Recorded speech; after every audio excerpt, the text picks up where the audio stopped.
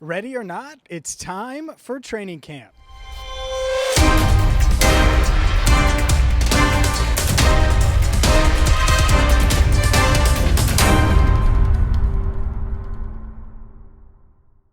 Hi again, everyone. I'm James Rapien of allbengals.com. Welcome in to Cincinnati Bengals Talk here at Paul Brown Stadium, where we just wrapped up the Media Luncheon 2022 here at PBS, where Mike Brown spoke, Zac Taylor spoke, both coordinators spoke, special teams coach Darren Simmons spoke. And really, this is the annual kickoff to each season. And let's start, since we don't hear from him often, with Mike Brown. And we posted the entire news conference right here on Cincinnati Bengals Talk for you.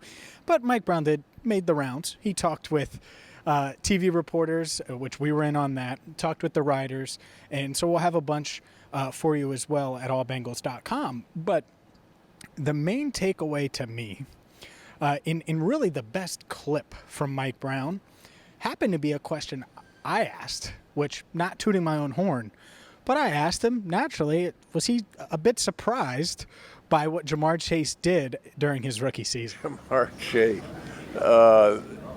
Listen, if you aren't surprised by Ja'Marr Chase, you haven't watched football for 60 years.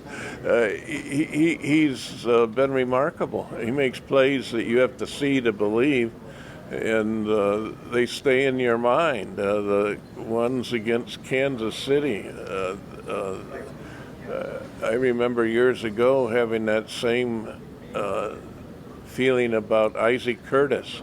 He'd go out there and, my God, did you see that? And with Chase, it's the same thing.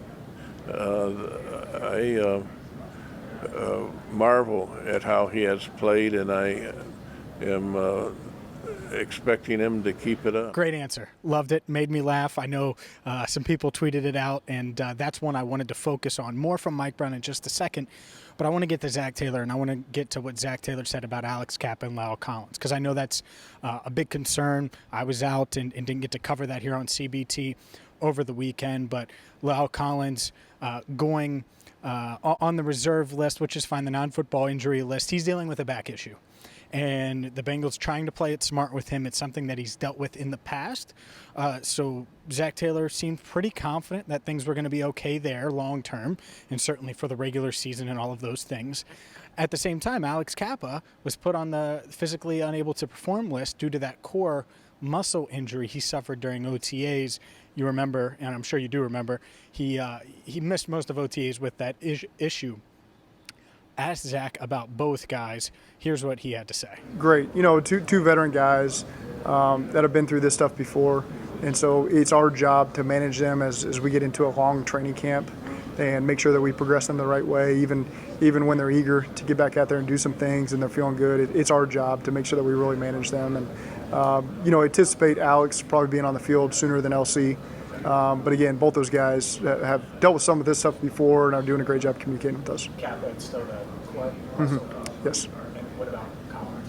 LC's more of a back deal, but that he's experienced in the past and feels good about. So it doesn't sound too serious for either guy, but we will certainly keep an eye on both guys, Kappa and Collins. Who knows? Maybe one can be activated as soon as Wednesday and be ready for camp, in the start of camp. And that's the thing, is those guys can come off the list at any time. Gradually easing them in, probably a wise decision by Zac Taylor, the trainers, and the rest of this coaching staff. Okay, let's get back to Mike Brown, which I wanted to do. I wanted to get you the injury update and wanted to get back to Mike Brown because I thought something that really stood out to me, and it's apparent with free agent spending, with the Bengals Ring of Honor, even the new uniforms, certainly now the naming rights, which we'll hear from him on the naming rights and what's the latest on that as they potentially rename Paul Brown Stadium and get more revenue generated, which most NFL teams have done up to this point. But Mike Brown with a really good answer on why things have changed, the indoor practice bubble, why things are changing and how it's benefiting the team. We have, I have granddaughters. And when they got involved in this business, they thought I was something of a fuddy, and they said, how about a Ring of Honor? And of course I said, We have to have that, don't we? And we do. And the indoor facility. Grandpa, there's no indoor facility. This isn't right. Well, yes, we have to correct that. So we're doing some of those things that my stick in the mud ways would probably say otherwise. But I'm keeping up as best I can, and I'm getting good instruction. I think it's been better for the football team that we're doing these things. Things are much different. There's no doubt about it. I've covered this team for a long time. I've been around this team for a long time. I've followed them for essentially my entire life, and the thought of an indoor practice bubble was pie in the sky. A Ring of Honor, pie in the sky for a long time. And I know the Ring of Honor doesn't necessarily impact the on-field product, but a lot of these things do. A lot of the changes they're making do, and I think Mike sees that. And one thing that could help them retain some of their players is selling the naming rights. Joe Burrow, right? We're talking about his contract. It was a big point of emphasis. Everybody asking Mike Brown and Zac Taylor. Duke Tobin even answered questions about the contract that could be coming up for Joe Burrow, which he can't even be extended until after the 2022 season next March. Is the earliest he could be extended after year number 3, yet it's still a topic because of the money quarterbacks are making after their first 3 years, especially these high-end star quarterbacks like Joe Burrow. And so the naming rights part of this certainly matters. And here's what Mike Brown had to say about the naming rights, about potentially having a sponsored stadium for since it's been built. It's been Paul Brown Stadium for a reason. They've kind of decided not to go this route until now, which could help them retain guys like Joe Burrow. We're exploring it.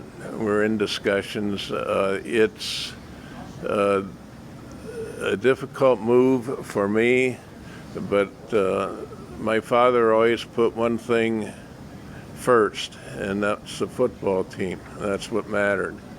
And I think that the best thing for the football team at this point is to generate revenue enough to help us handle the cap, help us do some other things that we need to do for the team and for the franchise. It's a move that's been made all across the league. I think if we go forward, that'll leave 2 stadiums that haven't put a naming rights deal together. And some of it is we just have to try our best to keep up with the other guys. Who knows if Paul Brown Stadium will stay Paul Brown Stadium? You could call it Cincinnati Bengals Talk at Paul Brown Stadium. That'd be a pretty good sponsor. What do you think? Rivertown Inquiry Stadium at Paul Brown Field, something like that. Who knows? Cincinnati Bengals Talk Field is pretty good. You never know. We might have to reach out to Mike for that one. In all seriousness, this year certainly feels different. You just talked to the coaches, before or after, and I think they know they have a chance to be really, really, really good.